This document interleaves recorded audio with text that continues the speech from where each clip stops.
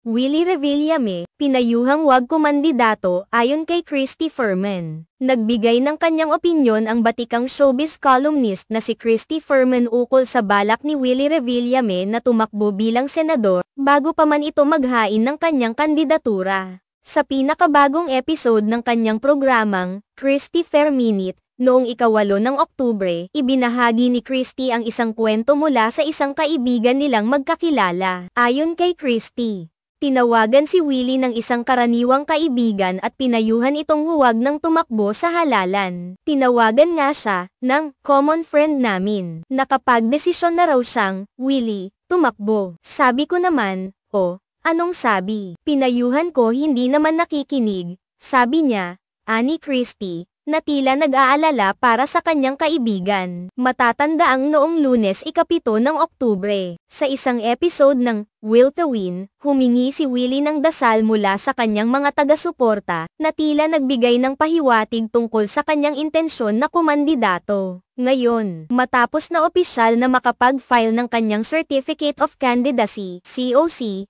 sa The Manila Hotel Tent City, nag-iwan si Christy ng mensahe kay Willie bago matapos ang kanyang programa. Good luck sa'yo kung ganun. Tila naging sentro ng atensyon si Willie sa kanyang desisyong pumasok sa mundo ng politika, at maraming tao ang nagbigay ng kanilang opinyon hinggil dito. Sa kabila ng mga suhestyon na huwag nang ituloy ang kanyang plano, mukhang determinado si Willie na ituloy ang kanyang layunin. Sa mga nakaraang taon, nakilala si Willie hindi lamang bilang isang TV host kundi pati na rin bilang isang philanthropist na handang tumulong sa mga nangangailangan. Maraming mga tagahanga at taga-suporta ang patuloy na nagtatanong kung ano ang magiging epekto ng kanyang kandidatura sa kanyang karera sa entertainment. Ang pagpasok ni Willie sa politika ay maaaring makapagpabago sa kanyang imahe at sa paraan ng kanyang pakikitungo sa kanyang mga tagahanga. Sa mga nakaraang pagkakataon, naging tanyag si Willie sa kanyang mga palabas na puno ng saya at aliw,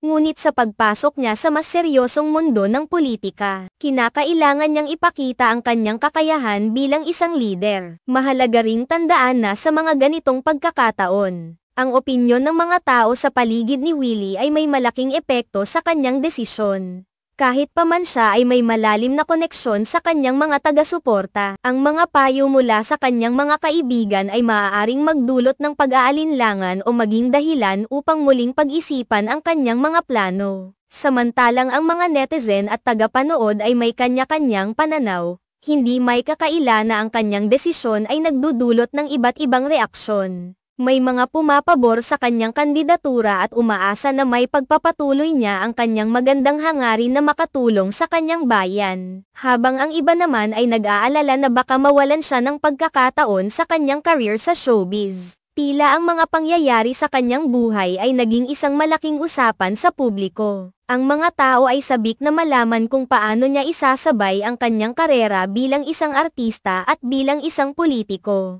Sa kabila ng lahat, isa lang ang tiyak, ang mga susunod na hakbang ni Willie ay magiging mahalaga sa kanyang hinaharap at ang mga desisyon na kanyang gagawin ay tiyak na susubaybayan ng marami. Sa kanyang pagkakaiba-iba ng papel, mula sa pagiging TV host hanggang sa posibleng pagiging senador, ang kanyang kwento ay patuloy na magiging kaakit-akit sa mga tao. Ang mga pagbati at mensahe mula sa kanyang mga kaibigan at taga-suporta, tulad ng sinabi ni Christy, ay magiging mahalaga sa kanyang paglalakbay sa politika. Ngayon, tanging ang oras ang makakapagsabi kung ano ang susunod na mangyayari kay Willie Revillame sa kanyang bagong yugto ng buhay.